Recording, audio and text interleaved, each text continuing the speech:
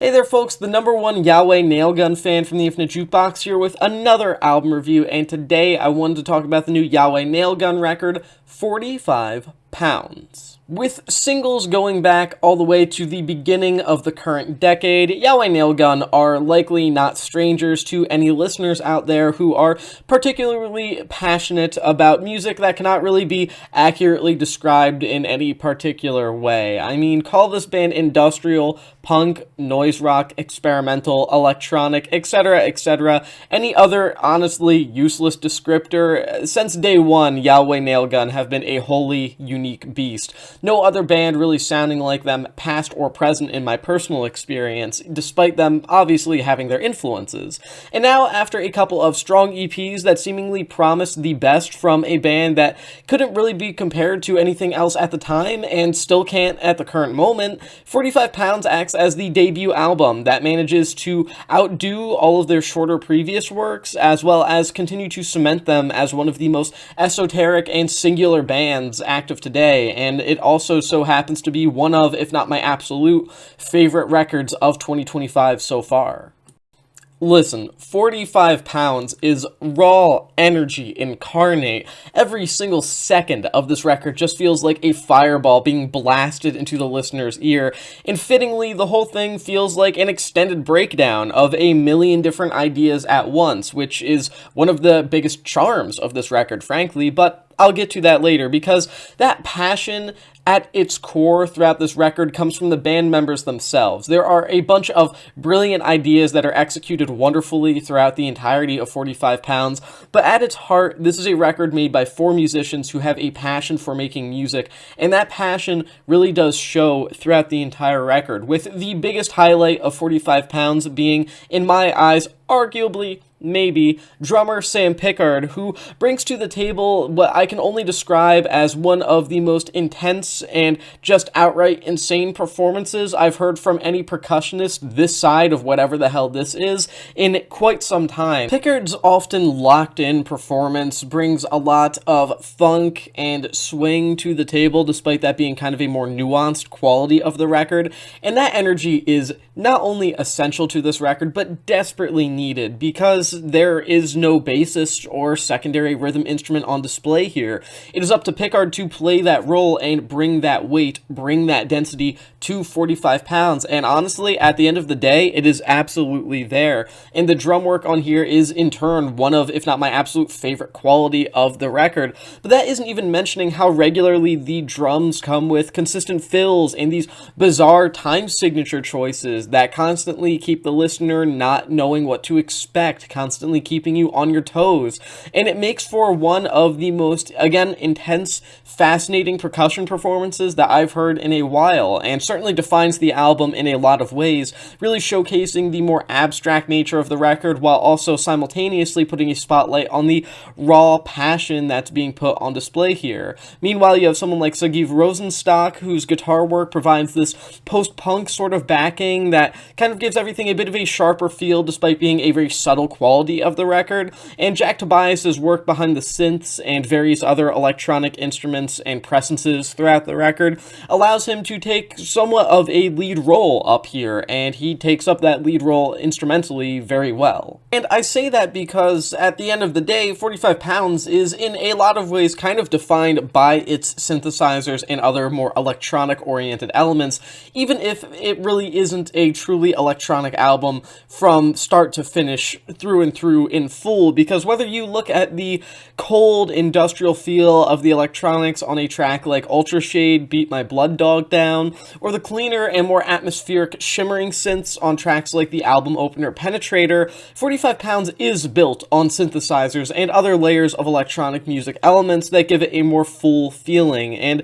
in this sense there's an argument to be made that Jack Tobias is the most essential of the entirety of YHWH Nailgun's inner workings and the concepts behind their inherently abstract style. Not only do the synths provide a lot of the most apparent layer of sound being put on display throughout this record, but it also allows for a lot of this record to be what it is, which is a deeply electronic album at heart. And none of this even begins to mention vocalist Zach Borzone, who manages to bring this really animalistic personality to 45 pounds that I just think is really unique and outright baffling in some places. He manages to truly elevate this record to something greater than your average sonically indescribable record, because those are so common to come across, obviously. But sarcasm aside, songs like Iron Feet and Pain Fountain see Borzone delivering these vicious vocal performances that feel just as deranged as they do outright strange, unhinged, but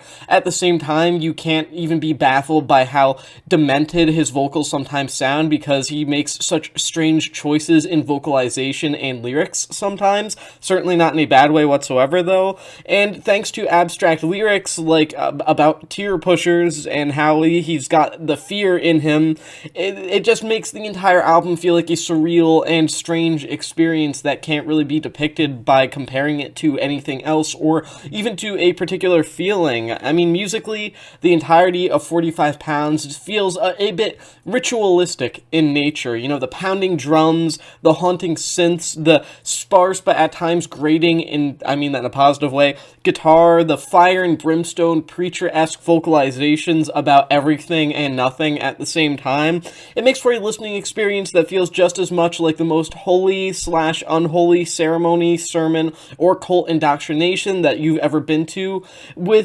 as it does the raw, live in the studio type band that they also feel like. It's just an atmospherically, tonally amazing, raw record that it just doesn't feel like anything else out there, and I am struggling to even properly describe it in this review because I really do feel it is that unique, and you are missing out on one of the most singular listening experiences of 2025 by not giving this one a chance. What really sets 45 Pounds apart from everything else out there at the moment, though, in my eyes at least, is how it tackles so many different musical and creative ideas at once without ever feeling like something that is reliant on those influences, and more than that, without ever feeling like something that even really remotely lifts ideas, concepts, or components from those influences. I mean, sure, the classic industrial minimalism of bands like Throbbing Gristle, for an obvious pick, is undeniably here. I don't think that anyone could argue against that, but at the same time, this record never in any way feels like a throwback to that genre's infancy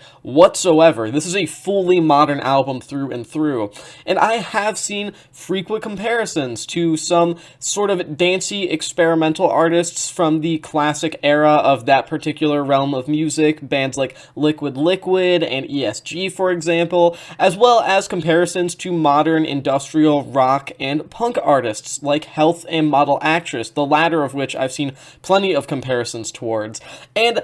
I think those comparisons are reasonable, but I don't think that they are entirely or even really that accurate at all. I mean, I see where a lot of people are coming from by making those comparisons, sure, but at the end of the day, I just don't necessarily know if I totally follow, because really, YHWH Nailgun feels too angry, too psychedelic, and too structurally complex and progressive to be fully compared to any of those aforementioned acts or any groups even adjacent to them. I mean, don't get me wrong, I love every artist that I just mentioned as much as the next music nerd. Hell, one of my most looked forward to anticipated albums of the year so far is the new Model Actress record. But making those comparisons, I feel like it's just people trying to really grasp onto something to ground the entire concept that YHWH Nailgun have put on display here, these brief, powerful, trippy, strange songs, because otherwise it just feels like something from another universe, and honestly, that's what I'm convinced this record really is. I mean,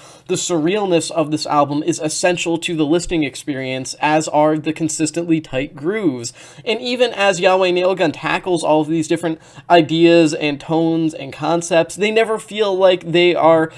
falling short of being represented or executed to their fullest. This is a band that knows what they want to do, hone in on it, definitely, and then execute it immediately. And the final result is a record that feels like 1,000 emotions and ideas all at once, that speeds by the listener, and that creates what I can't help but feel is a pretty accurate projection of a fully singular soundscape that could only be possibly projected by this specific band. I don't think that anyone else could make a record that sounds even remotely like this, and I don't think that YHWH Nailgun would be capable of making any sort of album that sounds anything not like this. This is just them and their work and style alone. YHWH Nailgun have been a distinct band since the very beginning, and I, again, don't think there's any denying that. I truly do not believe that someone could sit down, listen to those early EPs, and say, man, this really reminds me of insert artist here, 100%. I don't think that someone could earnestly do that. With that being said, their first full-length studio album, this just feels like something else entirely. I mean, coming in at barely 21 minutes, 45 pounds, just tears up the listener's living room and burns down the house, and then just flees the scene just as quickly as it came through the door. I mean, this is industrial, this is noise, this is rock, this is punk, this is funk, this is prog. This is everything all at once, and it's also none of those things whatsoever in any conceivable way that you understand those genres. And you would be hard-pressed to find anything that sounds even remotely like this. It's just such a unique, distinct record, not necessarily one that you may want to constantly revisit just because of how harsh it can be in certain places and how bizarre and abstract it constantly is over the course of its runtime. But you know what? You probably won't find anything that sounds like this until the rest of the New York avant-garde scene catches up to it anyway, because as it stands, I really don't think there's anything quite like this out there. Just a completely singular act, completely singular album, and yeah, probably my favorite album of the year so far. I have nothing but love and adoration for this. I'm going to give this record 4.5 stars out of 5. That being said, that is the end of this album review. Thank you for watching The Infinite Jukebox, and I'll see you in the next one.